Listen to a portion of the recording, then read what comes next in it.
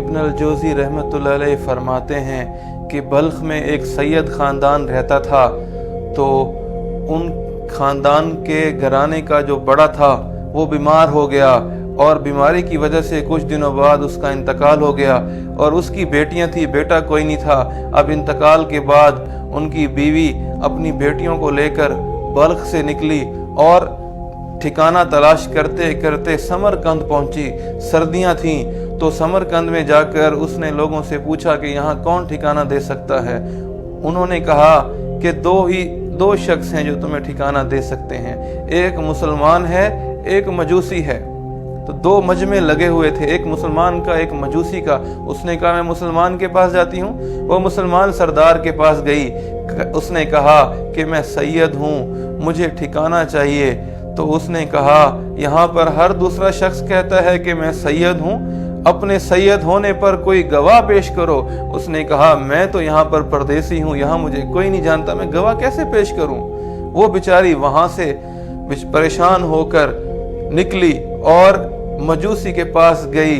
और जब मजूसी के पास पहुंची तो उससे कहा कि मैं मुसलमानों के नबी के खानदान में से हूँ, मुझे ठिकाना चाहिए।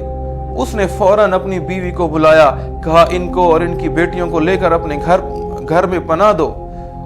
लेकर गए, उन्होंने उनको घर में पनाह दी, कपड़े दिए, खाना दिया और उनको वहां पर सुला दिया। अब जब रात गुजरी तो उस मुसलमान सरदार ने ख्वाब देखा। क्या ख्वाब देखता है कि जन्नत का एक हसीन और खूबसूरत महल है और हुजूर पाक सल्लल्लाहु अलैहि वसल्लम उसके पास खड़े हैं।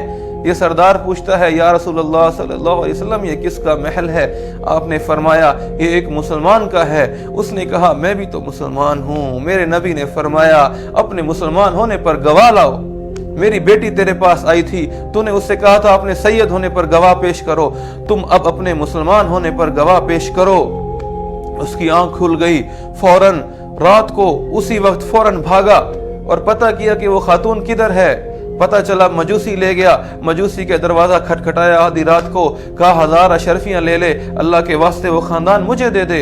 मजूसी ने कहा ऐसा नहीं हो सकता, जो ख्वाब तूने देखा था वो ख्वाब मैंने भी देखा था।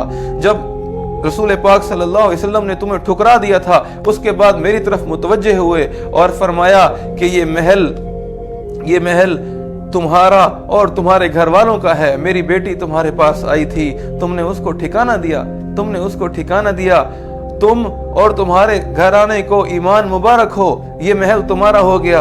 अब हम मजूसी नहीं रहे, मैंने और मेरे सारे घर वालों ने कलमा पढ़ लिया है। इस खानदान की बरकत हमने आंखों से देख ली है। अब ये खानदान हम किसी सूरत आपको वापस नहीं कर सकते। मेरे भाइयों, हुजूर की मोहम्मद से वफा तूने तो हम तेरे हैं, ये जहाँ चीज़ है क्या लौह कलम तेरे हैं। मोहम्मद की मोहब्बत दीन हक की शर्त अव्वल है, इसी में हो अगर खामी तो ईमान नामुकम्मल है। मेरे भाइयों, हुजूर पाक सल्लल्लाहु अलैहि वसल्लम की मोहब्बत, हुजूर पाक सल्लल्लाहु अलैहि वसल्लम के ख़ानदान की, अहलुल बैत की मोहब्बत, ये हमारा सरमाया है, ये हमारे ईमान का हिस्सा है, ये हमारे ईमान का लाजमी जुज़ है।